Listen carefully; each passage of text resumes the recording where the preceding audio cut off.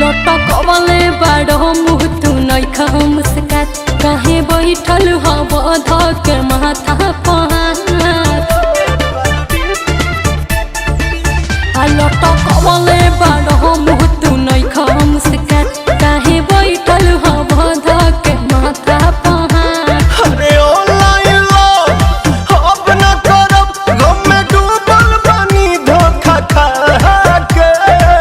पर क्या मुझे एक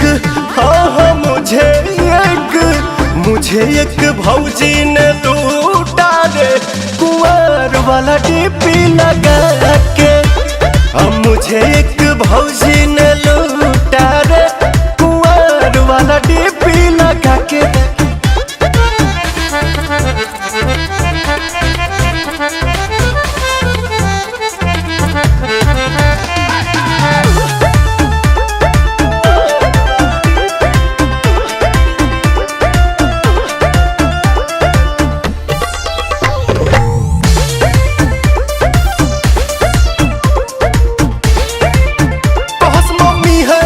साथ न करस वीडियो कॉल पे बात तजात रॉली खिसिया फोनवा देत रॉली काट।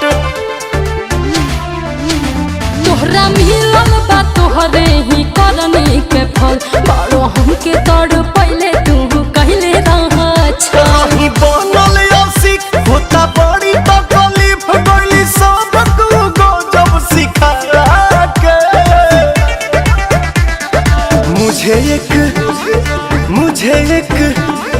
मुझे एक भौजी ने लूटा रे कुंवर वाला डीपी लगा के। मुझे एक भौजी ने लूटा रे कुंवर वाला डीपी लगा के।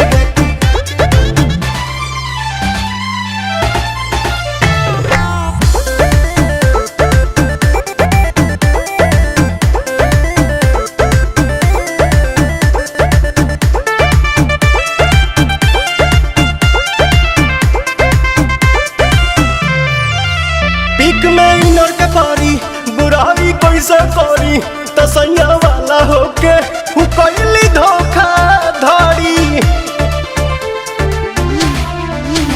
छोड़ा जाए दाना कैला तू गलती जवन अफसोस मत कर प्रिय दरसी पवन। देहो कैसे भुलाई दिली आदत धराई रातों रात भर हमसे बतिया के।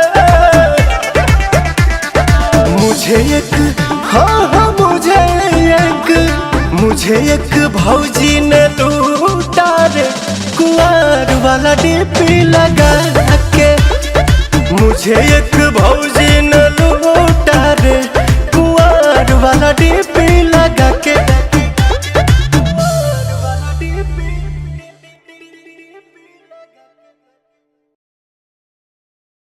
मुझे एक भौजी ने लूटा रे कुंवर वाला डीपी लगा के। मुझे एक भौजी ने लूटा रे कुंवर वाला डीपी लगा के।